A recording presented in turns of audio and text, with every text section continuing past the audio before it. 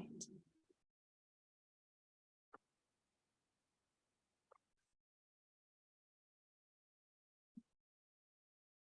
We'll give it just a couple minutes. Yeah, welcome everyone.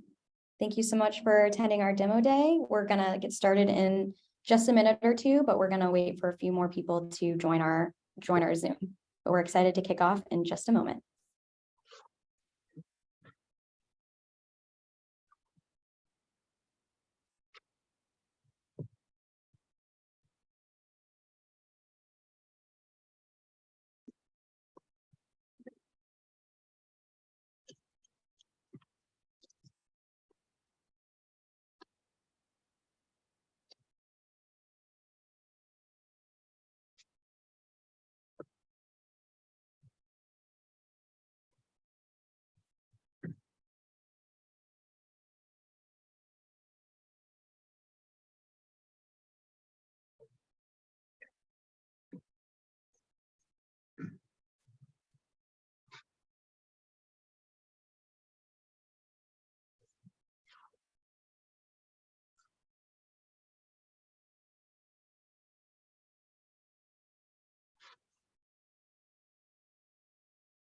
All right, Jeff, we're gonna get started in just about 1 minute. So, Cool. all right. Just say go and I'll start going.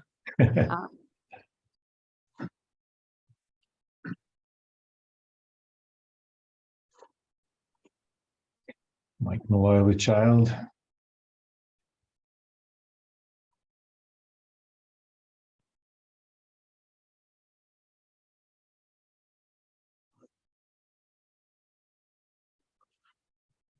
All right, let's do this.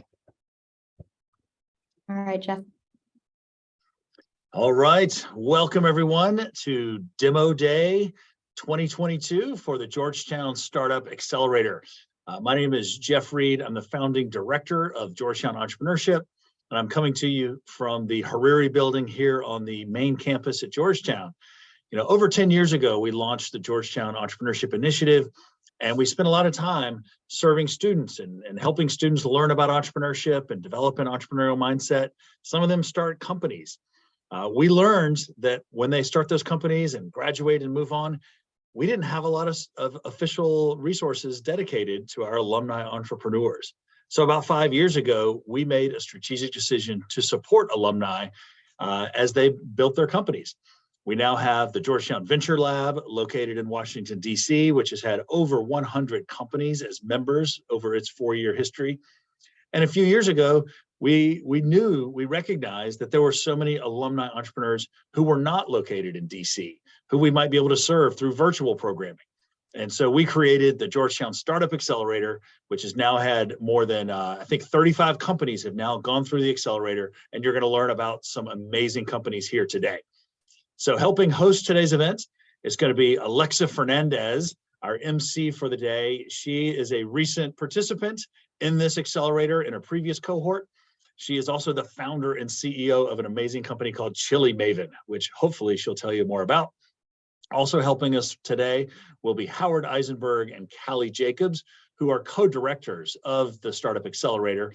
Howard is one of our entrepreneurs in residence, and Callie is our assistant director for our alumni programs. She runs our venture lab and lots of other amazing things.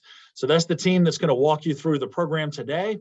We're excited to give you a chance to meet some Georgetown alumni entrepreneurs. I want to welcome our audience, which is made up of some of students from my classes. I see you tuning in here. We also have alumni, investors, people from all over the world tuning in, and we welcome all of you here today. Next up, I am proud to introduce our keynote speaker, a woman who I got to know recently as a recent recipient of the Georgetown Entrepreneur of the Year Award, a graduate of our School of Nursing and Health Sciences and co-founder and chief mission officer of Health-Ade Kombucha. I'll turn it over to you now, Daina Trout. Over to you, Daina. Thank you, Jeff. Hi, everybody. So happy to be here. Yes, as Jeff mentioned, I graduated in the class of 03 and from the nursing school. Very proud of being a Hoya, and of course of humbled to have received that amazing award. I was so glad to be there and to be recognized amongst such a great group of people. So many success stories out of the school. So yeah, I'm here to share a little bit about my story at Health-Ade. And if you guys don't know what Health-Ade is, we make the world's best kombucha. We're based in Los Angeles, and we've been in business for about 11 years. So let me give you a little bit about the story. After graduating Georgetown, I went immediately into graduate school and I pursued nutrition. I got 2 master's degrees, one in nutritional biochemistry and one in public health. And to be honest, I didn't really know what I was going to do with those degrees just yet. I just knew that I was passionate about health and wellness and healing. So it kind of made sense to just continue to learn. And while I was in graduate school, like most nutritionists, I fell in love with food. I discovered its healing powers, and all my friends were my guinea pigs, including my boyfriend, who then became my husband, who then became my co-founder. So this is pretty cool. But I'll tell you the story because it's relevant. When I met him, he had like gut health problems. He was diagnosed with IBS and was going to be put on meds for life. And he was really skinny. He could barely hold food down. Like food and him did not get along. And so, of course, as like a wide-eyed and bushy-tailed nutritionist, I'm like, I will heal you, love. And I started, applying essentially everything I'd learned about health. And by the way, my specialty, I guess you could call it, or my concentration is probably a better word, in graduate school was around gut health. And this was, in 2003, 4, 5, when it was really we were really just starting to understand how important the microbiome was to health. Today, fast forward, we know so much. It is so much more than digestion. But back then, we were really just figuring that all out. Anywho, so I started focusing on his gut, of course, given his IBS issues. And the reason I'm telling you this story is that hours, not days, not months, after having a fermented food, he felt better. And it really was a moment. I didn't know it was going to be my identity 10 years later, to be like the queen of fermented foods or whatever. But that was really the beginning of me understanding the importance of fermented foods in a diet, because it completely turned around his health. And simply eating a fermented food most days a week literally healed him. And he no longer has to be on drugs or anything like that. And fast forward, today is a healthy, strapping man. And luckily, fermented food saved him. And it was kombucha in particular that he liked the most. So I always made kombucha. And that's where I learned how to make it back in grad school. 10 years later, I would start Health-Ade, or actually it was more like 8 years later. But I wanted to give you that background in case you wondered, like, how did she land on kombucha? So that's a little bit how. After grad school, I got a job in pharma, which probably sounds a little unusual given my nutrition background, but it really was the only job out of graduate school that was going to pay for my 2 private degrees. Thank you, Georgetown. And pay off my 8 years of private school debt. So, I saw it as sort of a stepping stone to what I was going to do next. And it was in those 5 years in grad school, in pharma, that I met my 3rd co-founder. And there are 3 co-founders of Health-Ade. So Vanessa and I worked together in pharma. And basically around 2011, we all found ourselves in the same spot, me, Vanessa, and Justin. We were feeling unfulfilled. We were feeling like we had more to give. We wanted to build something we could be proud of. We were feeling incredibly itchy to start something on our own. Like we all had this sort of thread that was just, we want to start something, we want to build it, we've got nothing to lose, and the time is now. We didn't yet know what that business was going to be. Now, because I only have 10 minutes, I won't go through the whole story, but we started going down the path of solving for hair loss. There's a number of reasons for that. I don't know that it's entirely relevant, but let's just fast forward to, we're researching how you regrow hair. And we find all over the internet that people are using the culture that you make kombucha with. It's called a SCOBY. Some people call it scobies. And they put it on the head as a mask and it will regrow your hair. Okay, again, this is all anecdotal, but we're seeing it all over the internet. And I'm like, well, I know how to make kombucha. And to make a SCOBY, that culture, you have to make kombucha. So it all sort of came together, and we thought, we're going to save the world from baldness with the cultures of kombucha. And so I start making a ton of kombucha. The higher the quality, the better, right? Because theoretically, it's going to make a better culture, which is going to make your hair grow more. So we started making so much kombucha. We didn't even know what to do with it. So we just piled it up in our apartment, tiny apartment in LA. Just picture piled up cases of kombucha unlabeled. And that's really a byproduct, because the thing we're really after is the culture. It's like this pancake thing. Anyway, so we're building these pancake things. We're so excited to get started on saving the world from thinning hair. And we get a call from Vanessa's friend who has an opening at a farmer's market and hears about our hair situation or hair product and says, do you want to come and take the summer spot for this year? Now, you guys are probably in DC, most of you.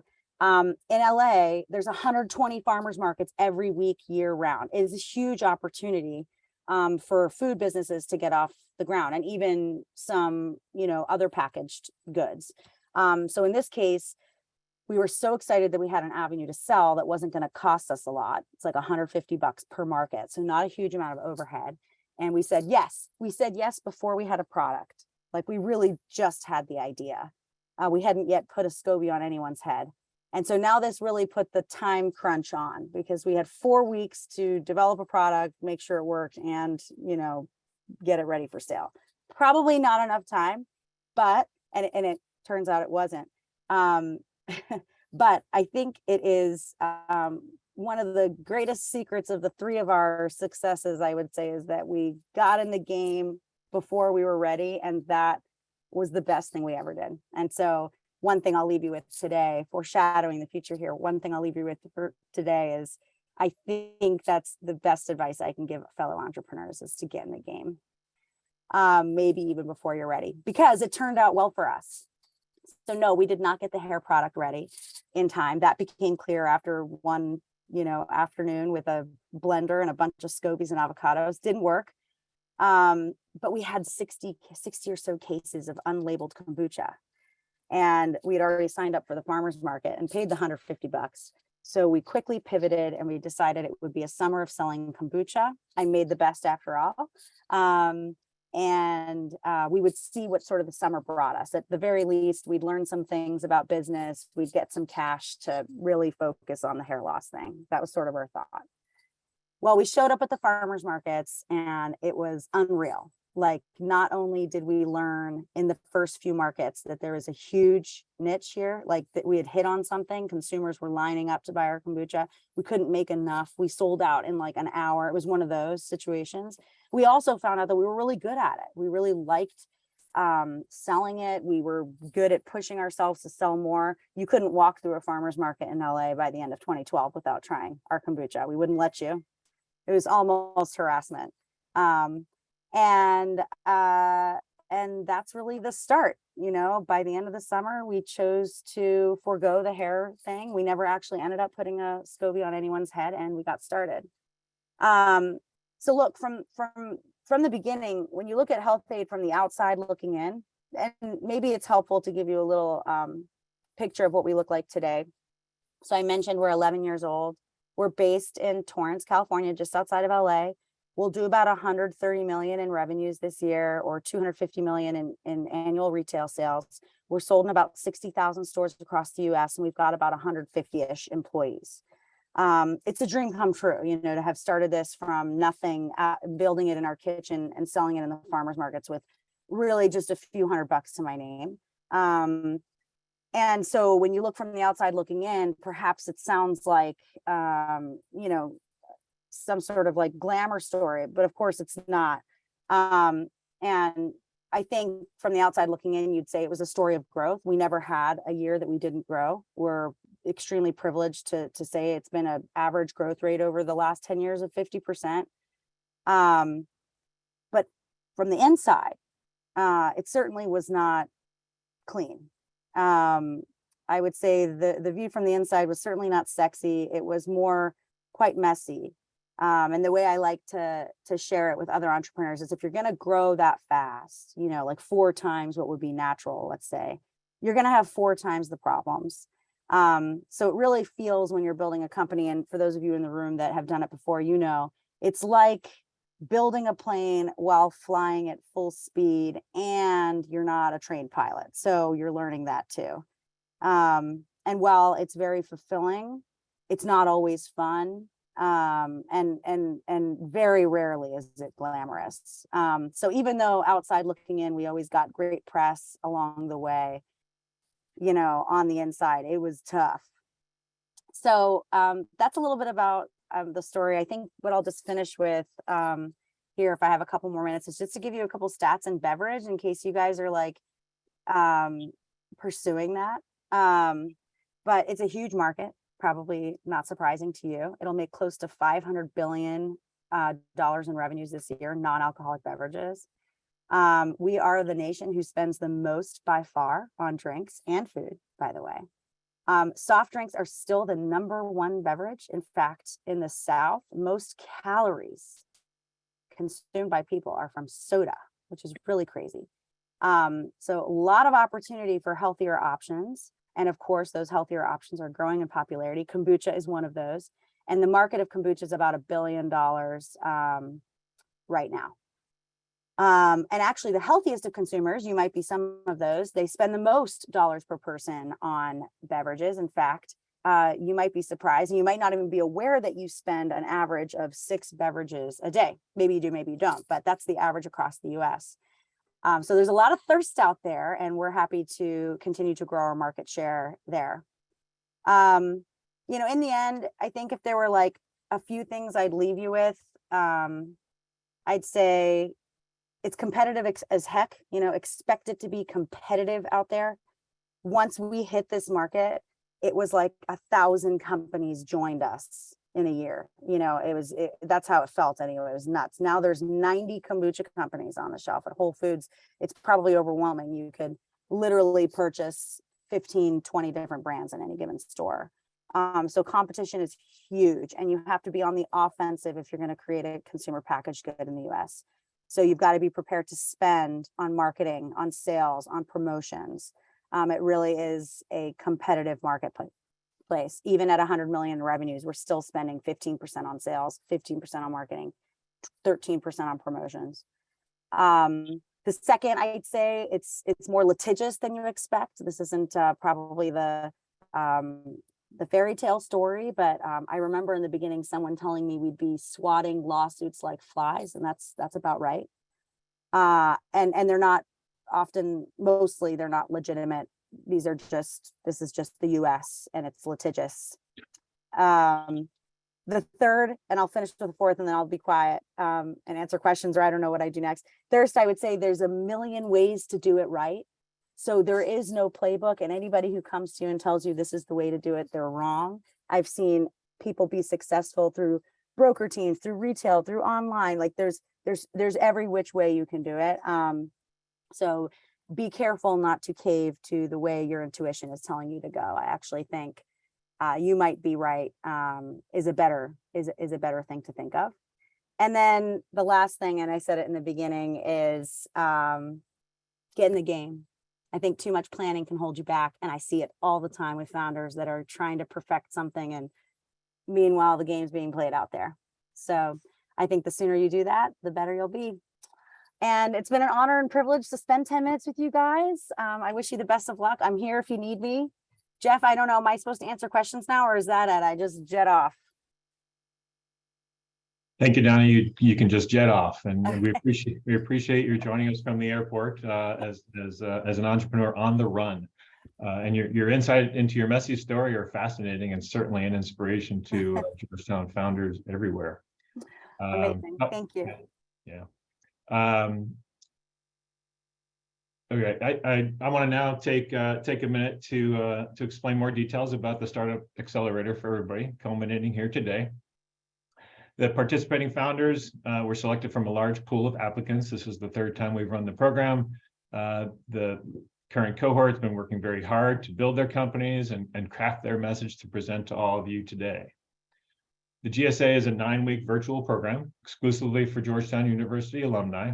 It is focused on accelerating early stage startups to reach their goals faster. The program remains virtual, as Jeff mentioned earlier, because Georgetown alumni are everywhere.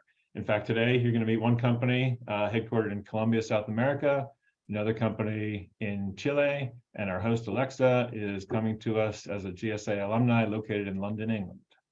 So to meet the founders' goals, the GSA program is set up with 4 key elements. The first is a strong cohort. From the pool of applicants, we choose founders to create a community of peers to go through the startup process together. The founders make lifelong connections to help continue the tradition of Hoyas helping Hoyas. Each week, the founders participate in workshops where they take a deep dive into a relevant subject. We had 20 speakers volunteer to share their experience on a wide range of topics. Examples of the workshops are effective communication, sales, growing your team, working with investors. A special thank you to all of our speakers for sharing their expertise, their lessons learned, their enthusiasm with the GSA founders. It means the world to our founders. The next element of the program is our mentors. Slide. Each of the companies were paired with a mentor with relevant industry experience. The mentors coach the founders through the process these past 9 weeks, meeting weekly with their founders. The mentors play a huge part in the success of the accelerator. Several of our founders list spending time with their mentor as the biggest benefit coming out of the accelerator. That's a credit to the women and men shown on this slide. We're incredibly grateful for the extra effort made by this group for the benefit of our founders. I'd like to give them a round of virtual applause. Thank you, mentors. Finally, community is a really important component of the entrepreneurial success. Besides this demo day event, which we're really thankful for all of you for taking the time out of your busy day to attend, the founders have received many introductions from different places to industry experts that have shared their experience, their resources, their lessons learned with our founders. The GSA has also partnered with entrepreneurial-friendly businesses that you see on the screen. Each of these companies have volunteered time and resources to share their particular expertise with our founders. Workshops, free consultation, discounted rates are just a few of the ways that the partners help out the GSA founders. Most importantly, from my point of view, the partners provide a friendly face in their field of expertise for the founders to ask, let's call them uncomfortable questions. So thank you, partners. Now, the real reason you're here is to meet the founders. I am very excited for this next step of the program. I'm going to hand the stage over to Alexa, and who's a Georgetown alumni, the founder of Chili Maven Salsa Matcha. If you haven't tried it, it's not easy to get here in the US yet because she's in London, but it's fantastic. And she's also a GSA fellow from last year. Alexa will introduce each of the founders so they can share with you a brief 4-minute glimpse into their company. Immediately following the last of the 10 pitches, we will open breakout rooms for you to have the opportunity to meet with the founders in a more intimate setting. So please stick around for that. With that, take it away, Alexa. Hello, everyone, y saludos a todos los que nos acompañan de América Latina. I'm so excited to learn more about the amazing Hoya ventures that were chosen for this year's program. Last year, I was in their position, so I know how much work goes into putting together these pitches. Good luck, buena suerte, and let's jump into it. To start us off, I'd like to introduce Emily Yu, founder and CEO of AI PRIORI. Emily is a 2021 graduate of the School of Foreign Service and has based her business in Washington, D.C. Let's kick Demo Day off with Emily. Big ideas that will change the world.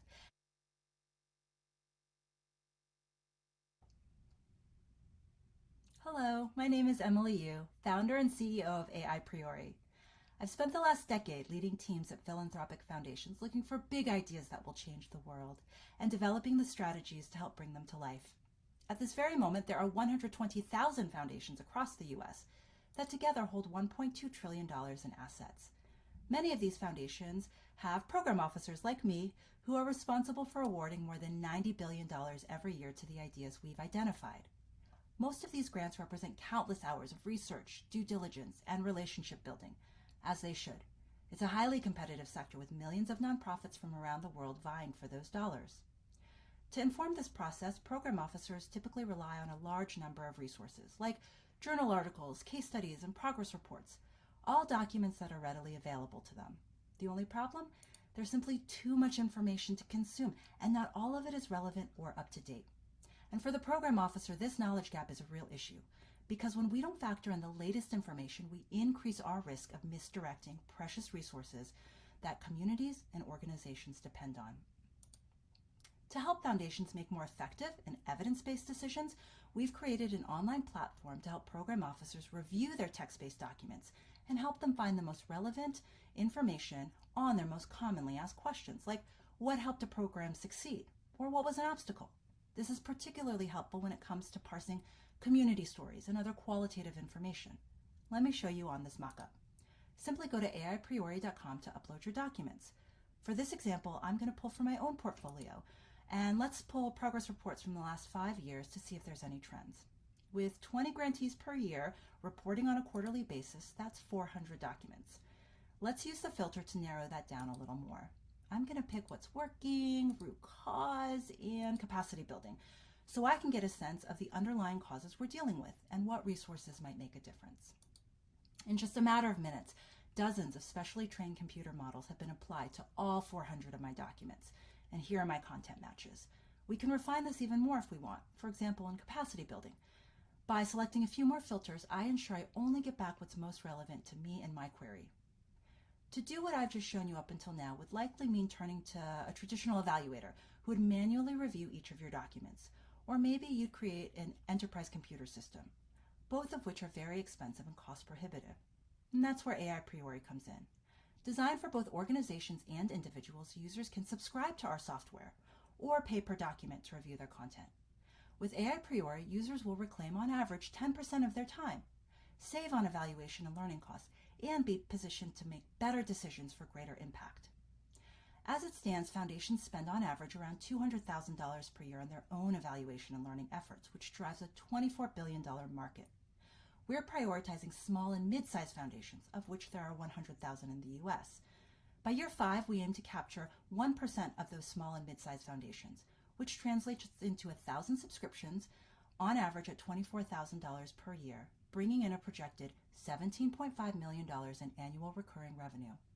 And longer term, we see opportunities to also support other sectors like academia, healthcare, policy, and more. We've already made great strides and are rapidly developing the data sets that will train our computer models. This puts us on track to launch our prototype in early 2023. Making this idea a reality is a team with decades of experience in philanthropy, data science, software, and research psychology, including 2 Hoyas. As we prepare to launch early next year, my invitation and ask is for connections to organizations that might want to be an early tester, or to connections to people that are experienced in data science and specifically machine learning. I look forward to hearing from you at aipriori.com or shoot me an email at hello@aipriori.com.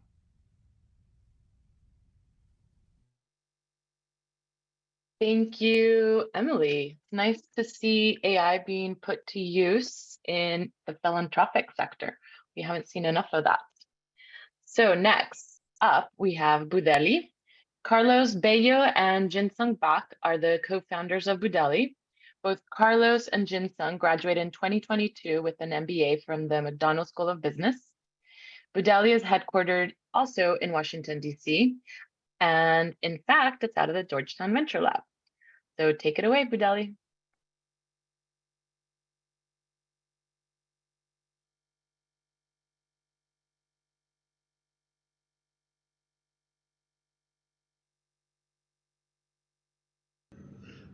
Hello, everyone, and thank you so much for joining Demo Day.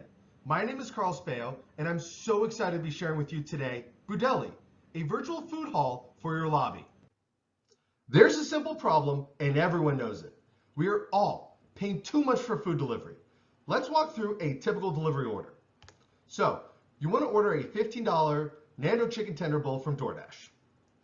Then it's an extra $6 for delivery fees, your hidden fees, service charges, and extra surcharges.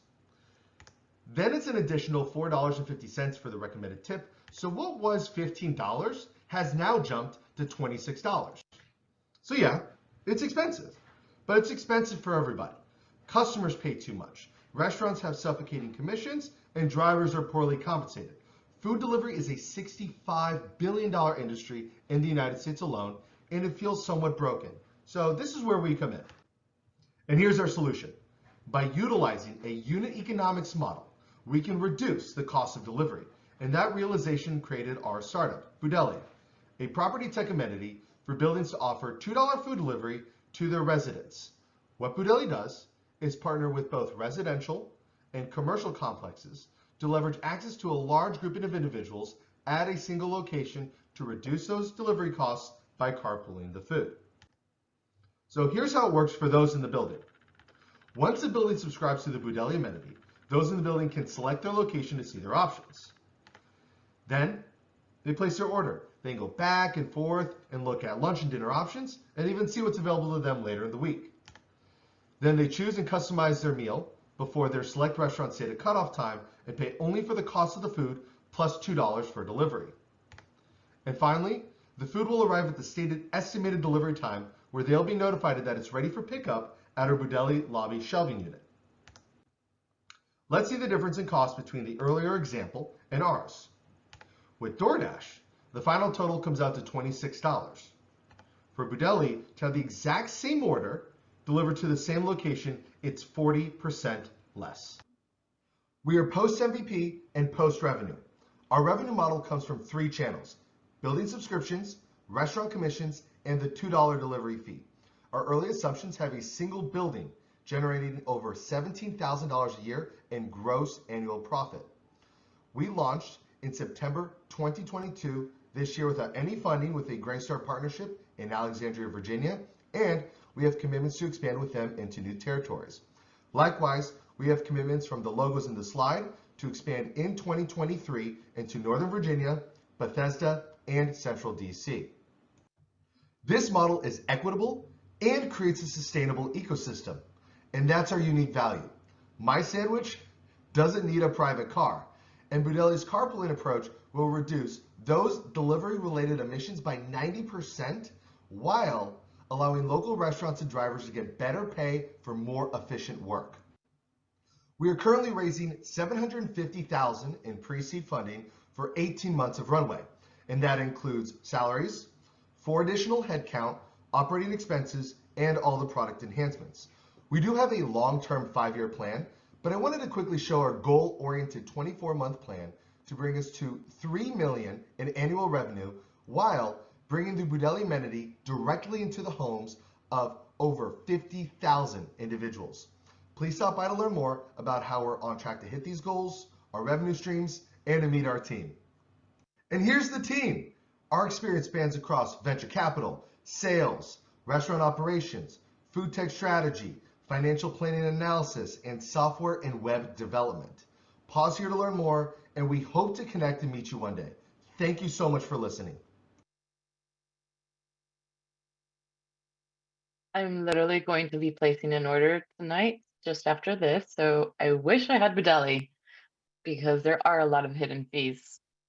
Thank you, guys. Let's move on to our next pitch, and that is dGo-on. It's led by Cesar Parker Correa, Josefina Correa Gutierrez, y Tomás Álvarez Belón. Cesar is a 2013 grad of the McDonough School of Business, and they are joining us all the way from Santiago, Chile. Thank you, and let's see what you've got. Hi, I am Josefina Correa, co-founder of dGo-on. Hello, I'm Tomás Ramírez, co-founder and COO of dGo-on. Hi, I'm Cesar Correa, founder and CEO of dGo-on. As part of my MBA with Georgetown and Health-Ade, I wrote my final paper on the subject of my passion. This led to a discovery which I patented and turned into the development of a secure and unique voting platform where voters self-verify their counted ballots. If I use the word voting, the first thing that comes to our minds is political elections. However, most of the voting is not political and takes place in many organizations, from trade unions to sport clubs. Not surprisingly, the need for remote digital voting accelerated due to COVID, and for most organizations, it remains painful, as they must pay up to $8 per vote. Process can take weeks and involve many parties, and fraud concerns cannot be discarded. Our patented technology is built into an affordable and scalable online SaaS. Organizations subscribe to a self-serve web platform to manage polls, and voters register into a free mobile app using their personal device. We are the only technology that ensures the secrecy of the ballot, making it unhackable, as the identity of the voter is never associated to the ballot. Additionally, we are unique in that voters can verify that their actual ballot was correctly counted. The remote digital voting market is emerging, where the mobile devices segment is expected to register the highest annual growth with more than 11%. Only in Chile, we have thousands of trade unions underserved. Customers have already used dGo-on to ease their community's voting experience. NGO Women in Mining conducted their board elections in which members from 10 companies and 4 countries voted. We also have letters of interest from customers that have thousands of users. Multiple alternatives and competitors can be found within the organizational voting industry, but none solve all key customer pain points. We launched our minimum marketable product last September in Chile, which we are using to serve our first customers. We are seeking $500,000 to complete validation in 2023 and prepare for a larger scale growth in 2024. We are a diverse and international team with the skills, leadership, and passion to succeed. We just initiated a crowdfunding campaign with WeFunder. We are also visiting with angel investors and VCs, so please get in touch if you believe we could have a fit. Thank you for your time. We would love for you to join our breakout room and answer any questions you may have. And not to forget, dGo-on is an internationally patented, secure, and unique voting platform where voters self-verify their counted ballots. Muchas gracias, Cesar. Today is election day, so I'm sure that is very ever present in your mind for dGo-on right now. So thank you. And now we move on to our next pitch, which is the Keep Company. This company is led by the dynamic duo of Claudia Naim-Burt and Adrienne Prentice. Claudia is a 2008 graduate of the School of Foreign Service. Take it away, Keep Company.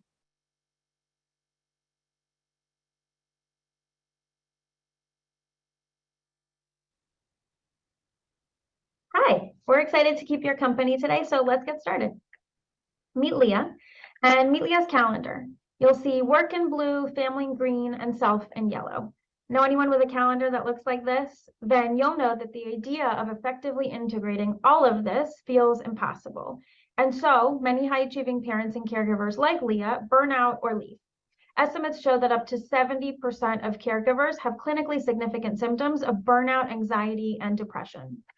Meanwhile, employers tell us, my top performers keep leaving, and I get resignation letters like these from parents and caregivers every day. While up to 73% of employees have caregiving responsibilities, women and people of color are much more likely to leave work because of them. Companies are feeling the impact at every level. It's costing more to recruit, retain, replace. So call it the Great Resignation, quiet quitting, or the care crisis. The way we work isn't working. Keep Company offers a path forward.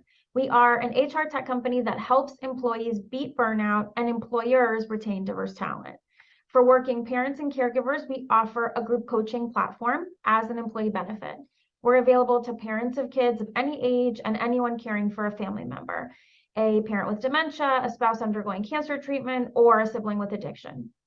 For organizations, we offer data-driven insights directly from parents and caregivers to close that feedback loop and help the organization manage burnout and attrition risk before the exit interview. So how do we do it? We pair employees or members into groups of 8 with an expert coach and train everyone in how to keep.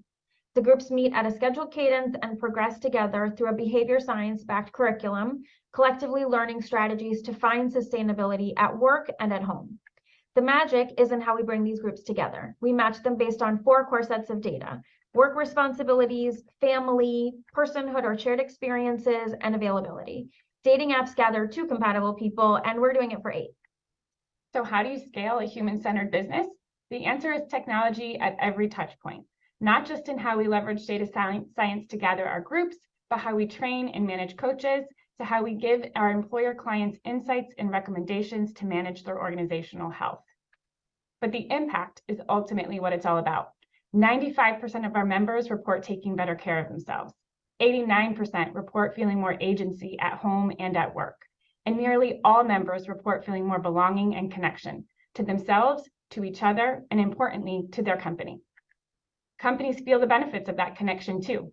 Over the last 12 months, we've generated significant revenue from 5 top law firm clients, our first go-to-market segment where we identified a critical need. In an industry where 25% of law firm attorneys resigned in 2021, we saw 5% attrition for our members, so 5 times less attrition. 42% of our members are people of color, highlighting the intersectionality at play, and with a net promoter score of 83, they're recommending us to their friends and colleagues. From law firms, we'll grow to other segments where demanding hours, high burnout, and high attrition costs make the investment in Keep Company a no-brainer. And that includes management consulting firms and financial services. Today, this represents a $15 billion growing market, and we're on our way to capturing it.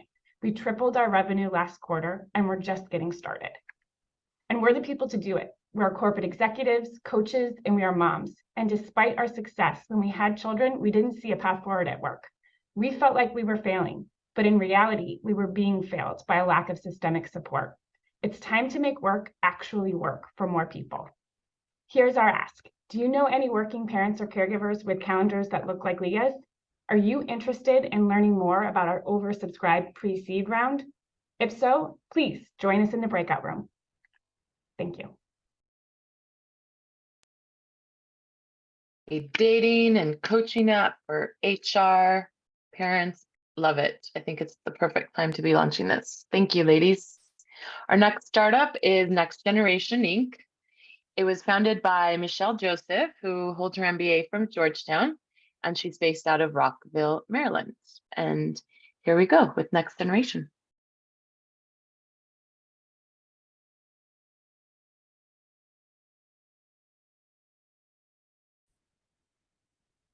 Welcome, everyone. Thank you so much for being here. My name is Michelle Joseph, and I'm the founder of Next Generation Inc. It's really a pleasure having you here. I am more than just a first-generation Caribbean American. I am more than a founder of a 12-year-old nonprofit. I'm a parent. Like many of you, we parents just want the best for our children. We want them to be successful, to thrive, to develop healthy relationships, and have fulfilling careers. I remember vividly about 15 years ago, I took my 11-year-old and his friends to the United Nations in New York City. I was baffled by the experience. We had a great time, but I remember the conversations that my son and his friends had when we were leaving. They said, they never left their neighborhoods. They did not know what the United Nations did or where it was. And they could not fathom having a job working at the UN, let alone working with a sustainable or green company. That sparked something in me to give my brown child something that other children in the US already had: opportunities and pathways to success. I founded SGAP Leaders to provide first-generation and BIPOC students with the skills and the pathways to secure careers in the sustainability arena. Thus far, SGAP Leaders has impacted 4,200 plus teens in the Northeast quarter of the US. Now, it serves as a pipeline for our new business, Next Generation Inc., where we provide college students and young adults with job success skills, internships, and opportunities to work with employers in the green field. There will be more green jobs available than skills workers by 2030, to be honest. In order for the US economy to stay competitive, however, businesses must invest in reskilling current workers and upskilling future workers. Of the 133 million full-time workers in the US today, 7% are in green careers. And of the 7%, only 1% is represented by people of color and females. Next Generation Inc. provides green companies a pipeline to first generation and BIPOC workers. We offer ongoing in-person and virtual training in soft skills and green skills. We recruit entry and middle talent for medium-sized businesses and organizations. We have the perfect team to build our pipeline with collectively over 75 years of experience in education, leading teams, recruitment, and training. Together, we speak 6 languages, and 80% of our awesome team are first generations as well. So what does this mean for you? Well, we know most of you within the Georgetown ecosystem have lots of friends, family, and connections within the green economy in the DC metropolitan area. What we need for Next Generation is partnerships with ed tech companies, opportunities to get in front of green decision makers, and partners to help train our future workers. Can you help?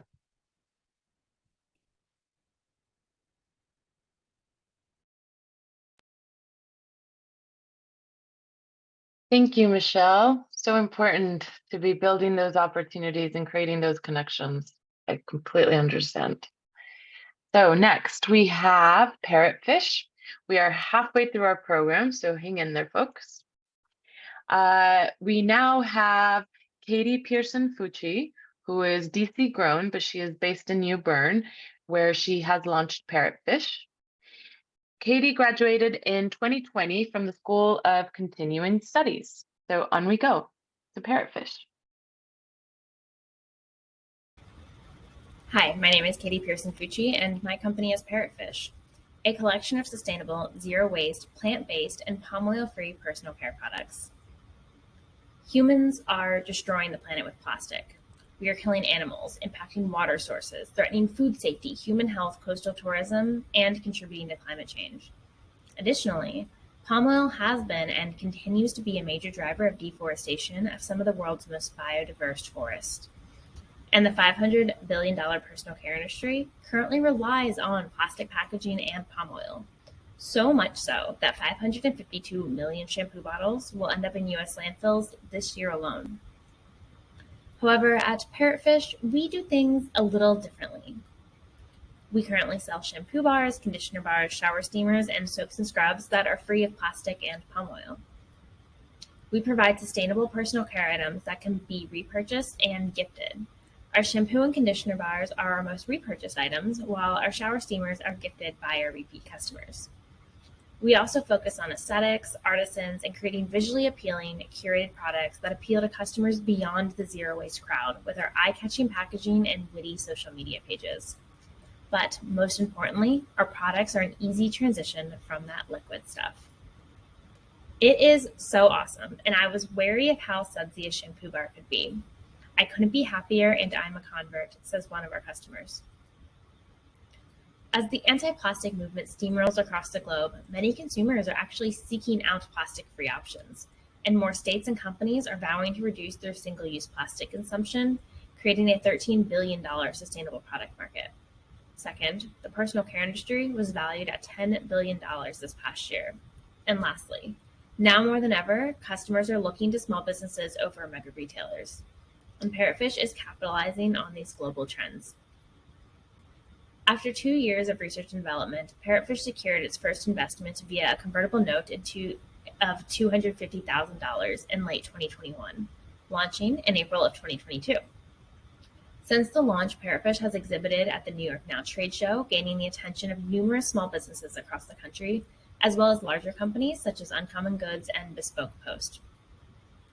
Parrotfish also received an exclusive feature in Well and Good, which has an audience of over 8 million readers, and it was listed in W Magazine's The Best Beauty Launches of September 2022. After the Well and Good article was published, we had $6,000 in sales overnight, and we are currently seeing repeat purchases from those initial customers in September. Currently, our revenue is increasing over 100% each month. Our initial conversations with Uncommon Goods and Bespoke Post has set us up to focus on B2B2C next year. We most recently received a PO from Bespoke Post for $33,000 for 9,000 units. And with this increase in larger orders, our margins will go down, and Parrotfish can then look into partnering with a product representative to grow our presence. Additionally, cold emails, adjusting line sheets, and creating shippers and displays will help sell-through rates with smaller businesses. And this is just a small sampling of buyers that Parrotfish plans to reach out to in 2023, ranging from home goods to grocery subscription boxes and gifting.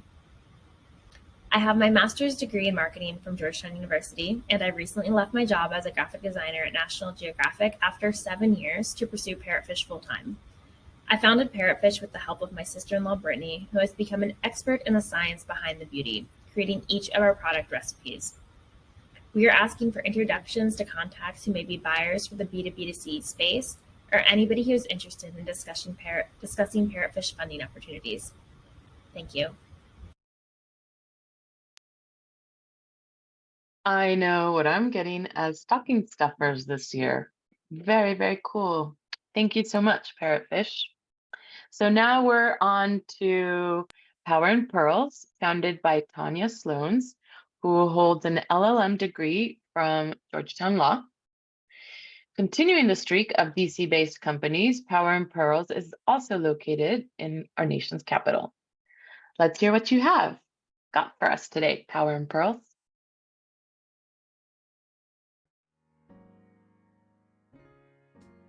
Good afternoon. I'm Tanya Sloans, owner of PowerandPearlsBoutique.com, and excited to be with you here in the Georgetown community for Demo Day.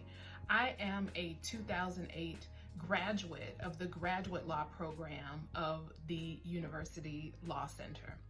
Why Power and Pearls, you might ask? Well, as I reflect on my career and all of the important occasions, my graduation days, my interviews, congressional hearings, presentations, I realized that my fashion staple of choice were pearls. Why pearls? Because pearls have long stood the test of time as the prized jewel that represents the high value and worth of a woman. The problem is, it's oftentimes hard to find the modern, cutting-edge style of pearls that the high-achieving woman wants. But this problem has created an awesome opportunity for Power and Pearls. There are 3 opportunities in particular. Number 1, women want to feel powerful in the workplace. Secondly, we want work-appropriate fashion. And thirdly, when we wear pearls, that prized jewel, we want to have modern, chic styles that represents the fact that we are with the present times. Power and Pearls offers a solution for the career woman. At Power and Pearls, we provide uniquely designed pearl accessories for the career woman on the move. Her pearls are her visual reminder that she has the power to prosper, that she has the ability to break whatever barrier she's facing in the workplace. The Georgetown Startup Accelerator has helped me develop a solid plan to scale the business. we will begin offering freshwater cultured pearl necklaces that will serve as a luxury offering for our high-earning customers. That means that we will now offer authentic pearl necklaces, which we can produce for $35 to $50, and retail will be $175 to $300. That puts the business in a position to absorb higher customer acquisition costs. The market, it's wide open and available for Power and Pearls. There are more than 41 million women in the United States, ages 35 to 55, who represent the jewelry purchasing power of the American household. Those are the women that Power and Pearls is looking to bring on as customers. I'm very proud of what we've accomplished here at Power and Pearls, but I have not done it alone. While I am the founder and designer, my mom serves as a buyer and ships out all of our orders. And then we have contracted help in the form of a marketing strategy team and photographers. This team thus far has shipped out over 700 orders. We have over 1,300 customers on our email list, and we have a more than 24% customer return rate. I know this is just the beginning of a transformational experience in fashion, and I invite you to join us. Go to our website, powerandpearlsboutique.com, and subscribe to our email list. And also, I want you to invite every woman on the move in your circle to join us as well. We want to modernize pearl fashion and inspire women to activate power like never before.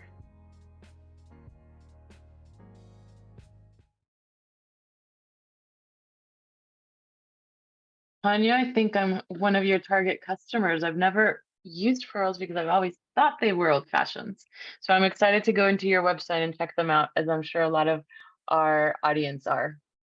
So now we are moving on to Rich, founded by Max Gottlieb and Bo Mar. Max is a 2014 graduate of the college, and they are both based in Winifred, West Virginia, making it the first GSA company to be based out of Virginia, West Virginia specifically. So take it away, Max and Bo.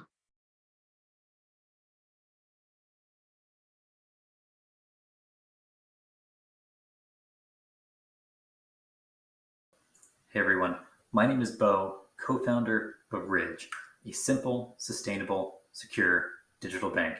Now we've built Ridge for Gen Z, millennials, people like myself who love the outdoors and want to associate themselves with brands that align with their values. Now we really see kind of two problems out there in the market. First, people are moving away from environmentally unfriendly brands.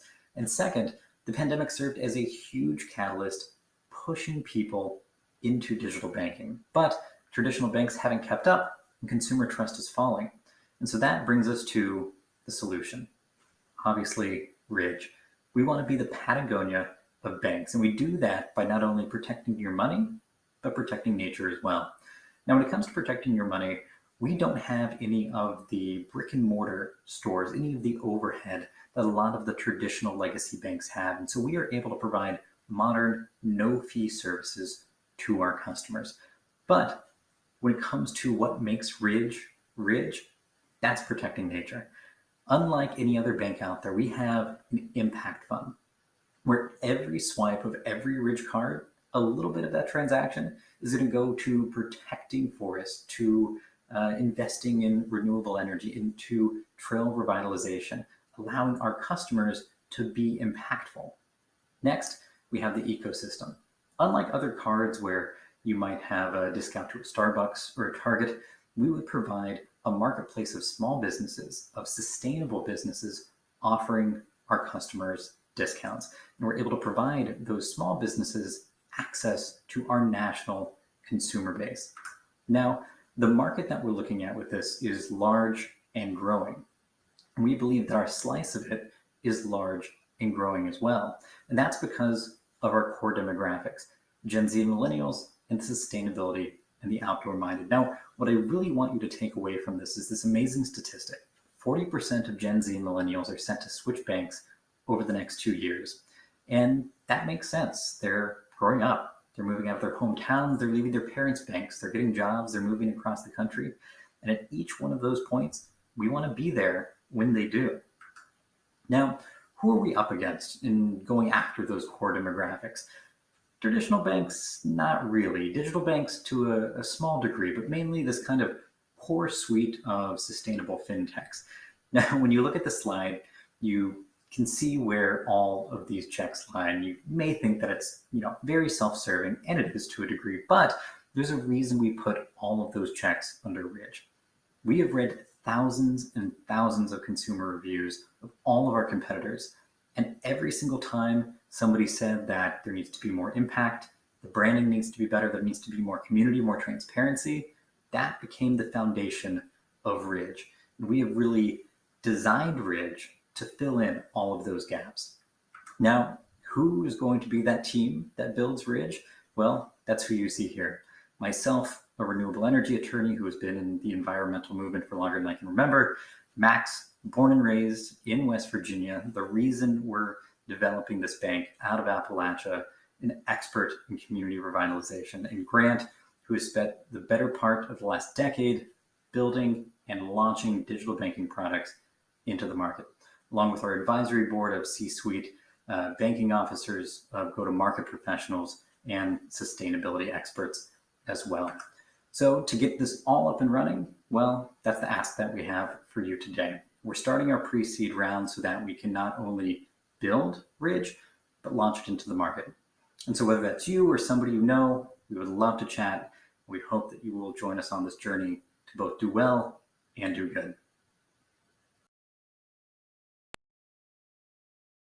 Thank you, Ridge. Offsetting your purchases is definitely a trend in the retail space. And this is the only solution I've seen so far that offers the same in digital banking. So thank you for that. Next, we're on to Sweet Milk. Sweet Milk was founded by Dylan Denehy. He is a 2018 graduate of the McDonough School of Business. The company is located in New York, New York. Show us what you got, Sweet Milk.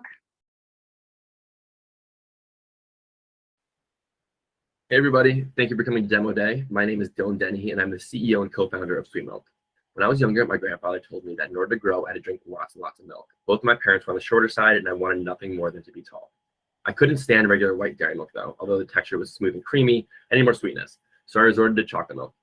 Chocolate milk delivered the protein, vitamin D, and calcium that helped my body grow and support my bones while doing so. It was then that my sweet tooth started and I gained a significant amount of weight because of it. The sugar, lactose, and calories all added up and led to a very unhappy 12-year-old Dylan. It wasn't until 10 years later that I realized this was a significant problem around the world. Everyone talks about the amount of sugar in our breakfast cereal, but what about the milk? Did you know the average sugar content in regular dairy milk is 12 grams per glass? A glass of regular almond milk isn't much better. In fact, it's worse at 13 grams of sugar. Specifically, flavored milk gets even worse. Silk almond chocolate milk has 21 grams of sugar and is the leading plant-based chocolate milk. Nestle's Nesquik has 39 grams of sugar and 250 calories. And last but certainly not least, Hershey's Creamy Chocolate Milkshake has 51 grams of sugar and 330 calories. At that point, you might as well have a couple sodas. People are starting to take notice, and among them are politicians. Mayors around the US are banning chocolate milk. In New York City, Mayor Adams started a dialogue to ban chocolate milk from all the New York City public schools.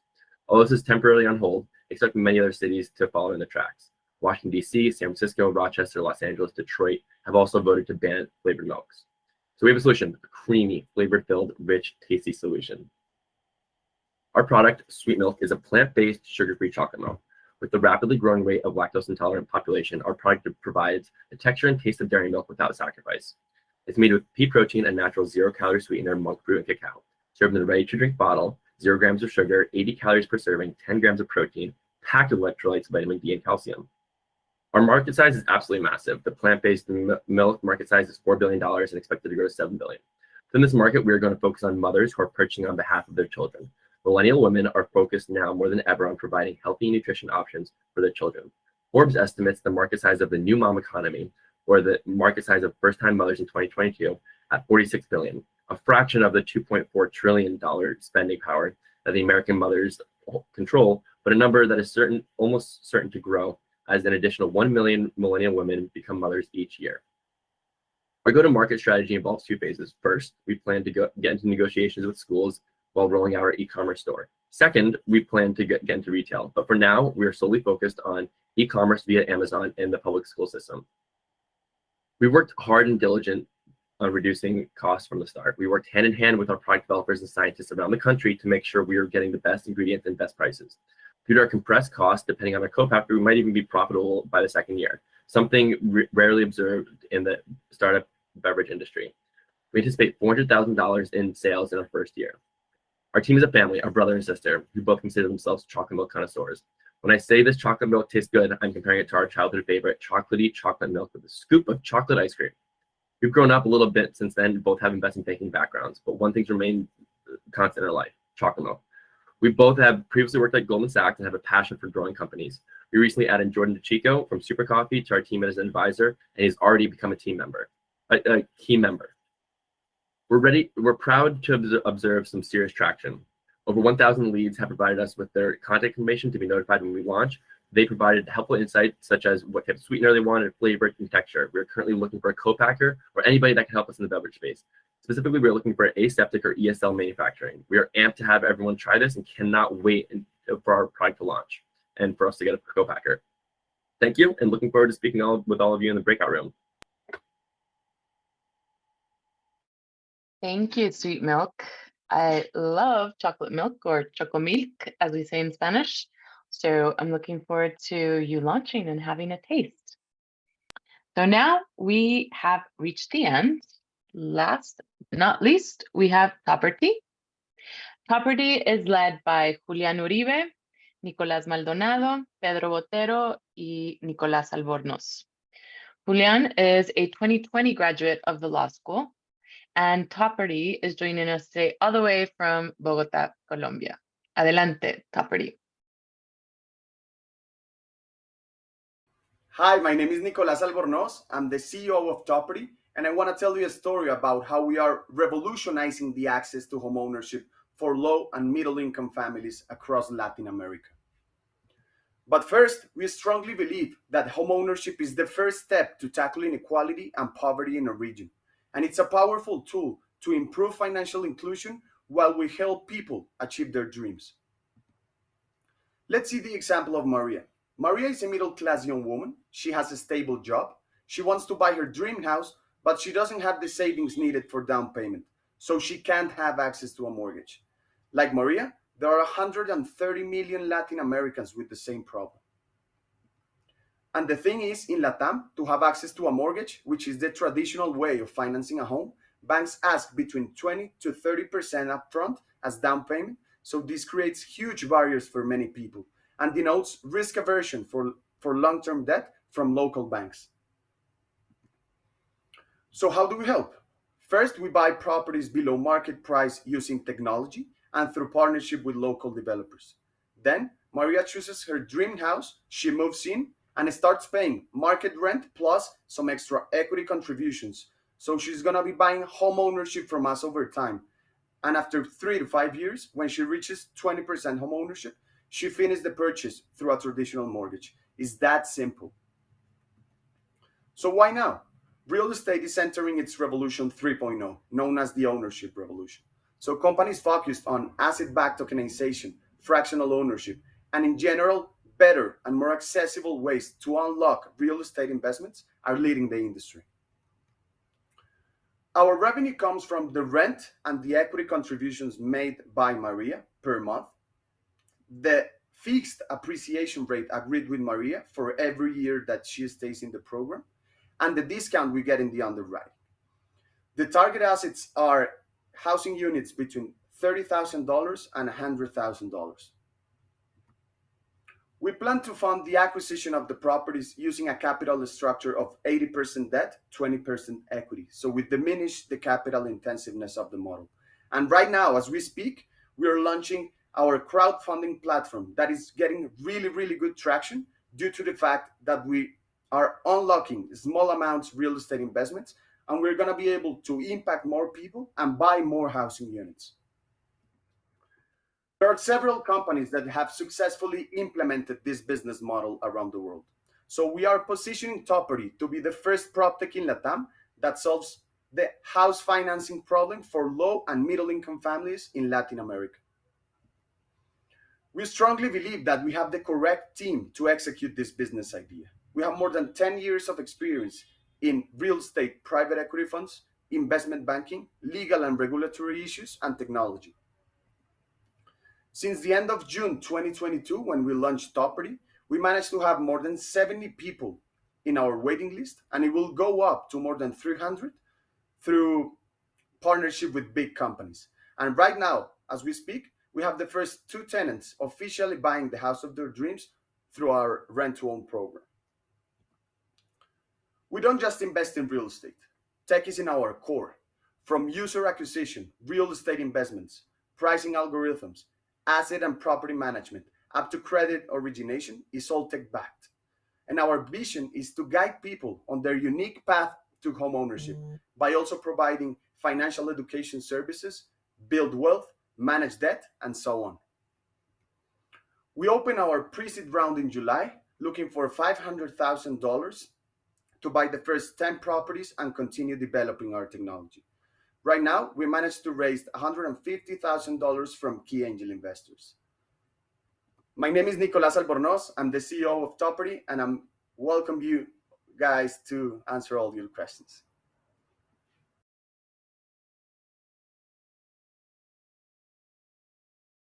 All right.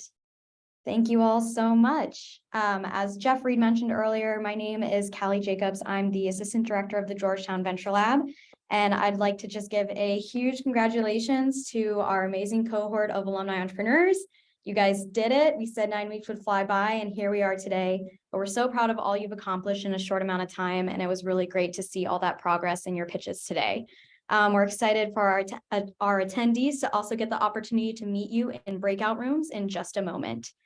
If you're an alumni entrepreneur and are thinking, wow, this program sounds great, I could really use similar support and resources, we are happy to let you know that we plan on running another accelerator program next year in 2023. Our Venture Lab newsletter is the best place to stay up to date on all of our application cycles and when we plan on running that program next year. So please sign up and stay in the know. At this point, our formal programming for Demo Day concludes, but we are very excited for you all to meet the founders in breakout rooms. So this is a great opportunity to meet them in person, ask them questions, learn more about their business growth or any other potential investment opportunities. For those of you who haven't used breakout rooms before or need a quick refresher, here's how it's going to work. Every company is going to have a breakout room. You will have the opportunity to move throughout rooms as much as you'd like for the remainder of our Zoom, which will go until 3 p.m. To get started, you'll go ahead and press your little bar so you can wake up your Zoom, and you'll see 4 squares that say breakout rooms. Go ahead and click into the breakout rooms and select whichever company that you're interested in chatting with and learning more from. If you have any questions at all or aren't sure how the breakout rooms work, no fear, just hang on in the main Zoom room and I'll be able to assist you and make sure you get to the right place. Additionally, if you have any questions about the Georgetown Venture Lab or the Georgetown Startup Accelerator program, I'm happy to answer them as well in this main Zoom room. Thank you all again for attending Demo Day, and a huge shout out to our mentors, partners, guest speakers, cohort, overall our amazing community of support that makes this program possible and really gives back to our alumni entrepreneurs. We really could not have done it without you. On that note, we will go ahead and open the breakout rooms in just a moment, and we hope you enjoy meeting all the founders, and we will be here if you have any other questions.